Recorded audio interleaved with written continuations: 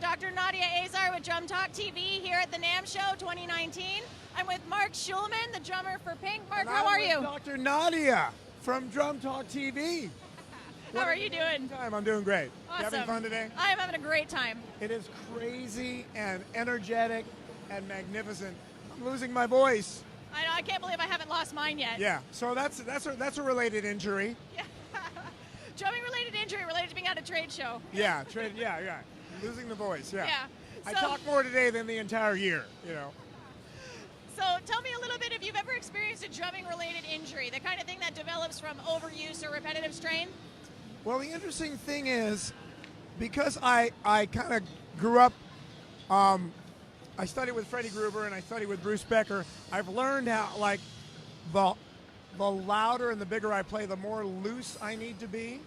So, fortunately, I've developed the slightest bit of carpal tunnel in my right wrist, and that got exacerbated when Pink actually had a roller skating party, and I fell back on my wrists twice.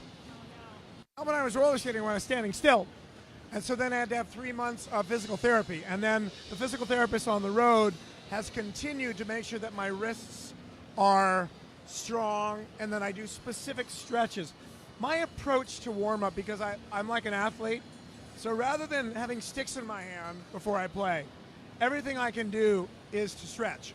I've also developed more severe cramping. Sometimes when I'm playing, I even get cramps in my hips, my forearms, my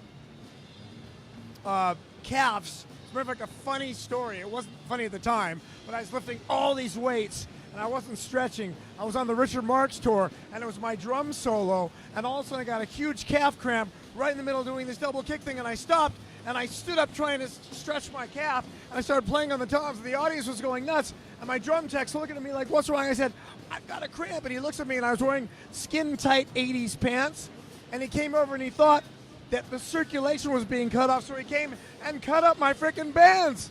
I'm like, no, don't cut up my pants. I'm just having a little calf cramp. So I've learned that stretching is absolutely critical. And I do all kinds of shoulder stretches. I can even show you one that I learned from one of the acrobats on the tour, which is this one.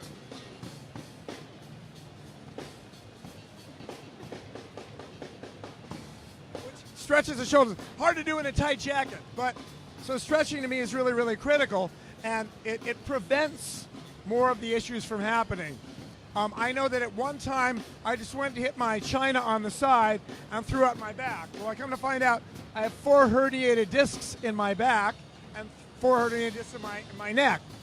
But because of stretching and a lot of massage, I'm able to mitigate any problems with that. So that's what I do. So have you had to make any changes to the way you play to be able to accommodate for those issues with your disc in your back or any of the other injuries that you've had? Well, I had some nerve damage in the 90s from working out with weights. And that was right before I was about to go on my first tour with Foreigner. So I had my cymbals really high, and I had my ride cymbal really high, and it was a real strain for me to even lift my right arm. So I lowered my drum set down. I lowered all the cymbals down, and I realized it's just more comfortable.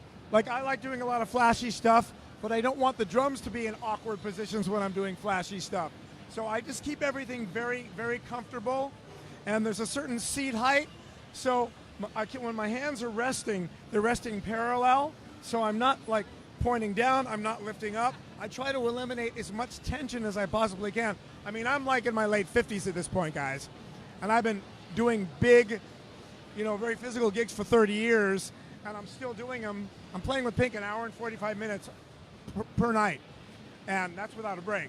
So I really need to be loose, and I need to constantly stretch, and I need to keep that maintenance up. And as I said, massage is really critical as well.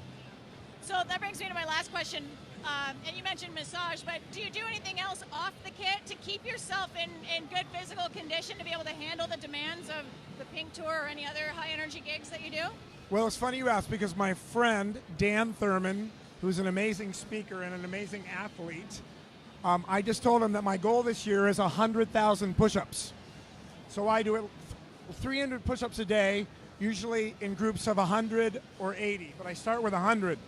And I do sit-ups, and I run, and I stretch, and I do band work. I don't do weights that much anymore, but I really try to keep myself fit with my own body weight. And I'm careful about what I eat. I try to keep the fried food down to a minimum.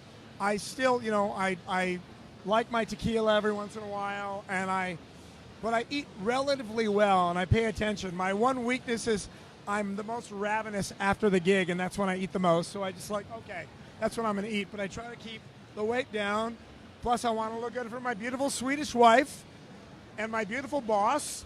And, it's our responsibility to take care of ourselves. So I really do. That's great. Absolutely. I agree completely. And thank you so much for sharing that with us today and for joining My me pleasure. here. And thanks to all of you for watching me, Dr. Nadia Azar, with Mark Schulman. Stay tuned. We'll have more interviews coming up with me and the rest of the Drum Talk TV team.